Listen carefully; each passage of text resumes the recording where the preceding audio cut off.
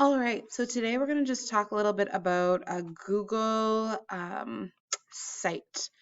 So, to start a Google site, you can go into the 3 by 3 dots and go to Sites and create a blank one, or you can create like a pre-made one. But today we're just going to go for a blank one. When you start your site, you're going to want to name it. So call it whatever you want, ELA 20, like To Kill a Mockingbird. I don't, whatever you want to call it. Or you might want to put your group name or think of a name or whatever. So that's the title of it. And then here you're going to name it the same. I'm trying to think of a unique kind of title for it though, just so that it registers as that.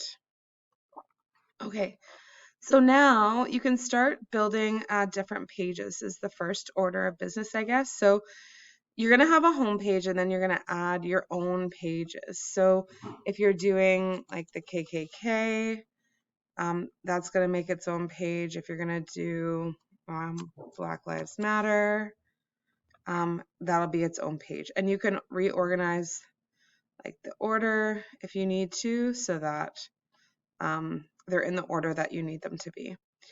It also has different themes, so you can kind of like pick a font style. You can pick a different like look to it, that kind of thing. So it's up to you. You're going to want to change your image, and you can either upload a picture that you have saved somewhere, or you can select an image and you can find it on your own Google Drive maybe, or ones that are shared with you, or by URL. So just copy and paste the URL here and then it'll upload the picture for you. What else? Okay, so now for your text box. So if you want to put a text box here, you can start typing. If you want to put in, I'm just right clicking or left clicking, sorry, here, an image. You can search by URL, do a Google search or a photo search, and that'll give you options to add a photo. If you want to embed a website, you can do that here by URL, or like there's an embed code sometimes, but URL is the best way. Sorry, I keep right clicking.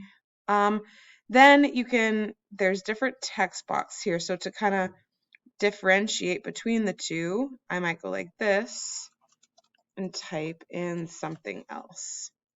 Or I might maybe start here, and on this one, I'm going to do something different, and I'm going to put an image. So I'm going to upload an image that I have. Let's pick from my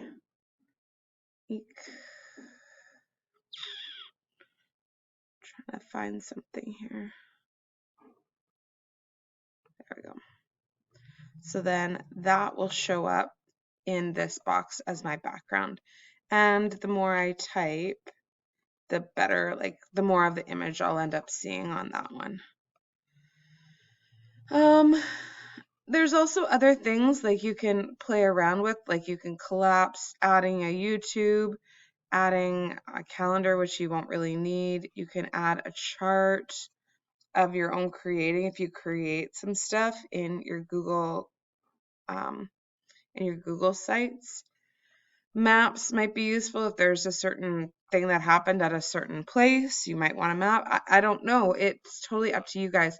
You can also do an image carousel and that on your homepage, and that'll just like keep scrolling through a bunch of images. I would highly recommend like just playing around with this.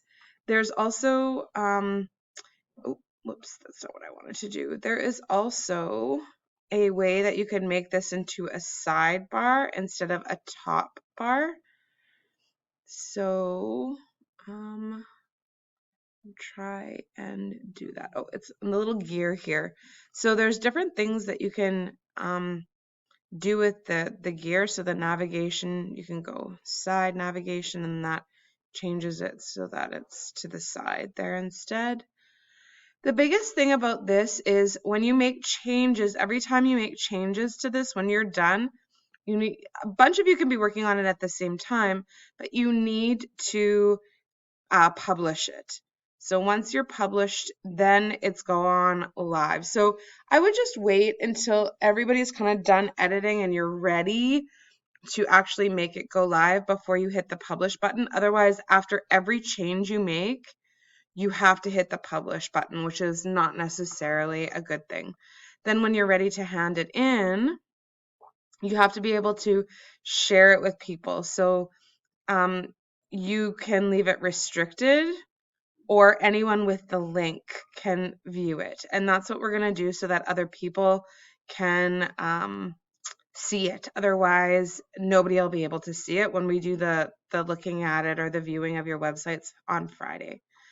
So that is just like a really quick rundown. When you're ready to share the link, you'll just have publish site link, copy link, and then you'll put it in the Google Classroom for us to see. Again, play around with this, decide what you want to do. There's different looks that you can decide to go with. So you can like different layouts like this, or that you might want to try. It's kind of up to you how you want the look to be, bearing in mind that you kind of have to keep it within the limits of the website. Like I don't want like more pictures than there is content, of course. But yeah, there's a lot of stuff that you can end up doing. Just remember also too that in each of your pages, it's right now giving you the same background. You're going to want to change the image on all of the different backgrounds so that you have a different image for every page. So I'm just going to select this so that it kind of shows you what I mean. So there's a different page, like a look for the home page and then for KKK. And keep it appropriate. Try and find images that work with the title or message that you have for your website. That is it in a nutshell, guys, okay? So good luck. I know you'll do great.